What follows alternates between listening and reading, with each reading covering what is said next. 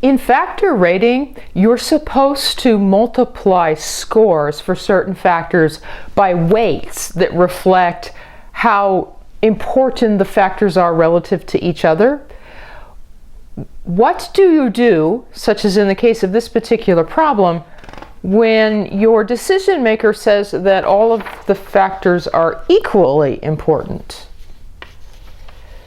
This particular manufacturing firm is choosing a new location based on 5 factors. It considers all these factors equally important.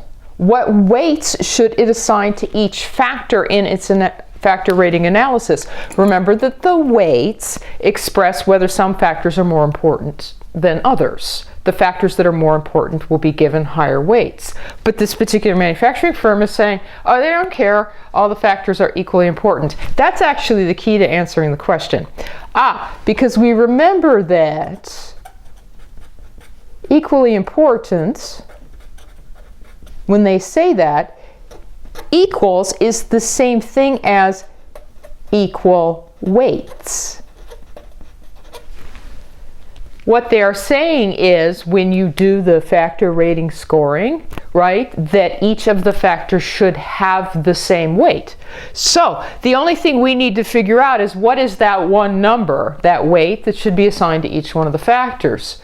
All right. The next thing we need to remember, because it'll help answer the question, is that in all factor rating, not just this particular problem, the weights need to add to 1. That's the idea, right?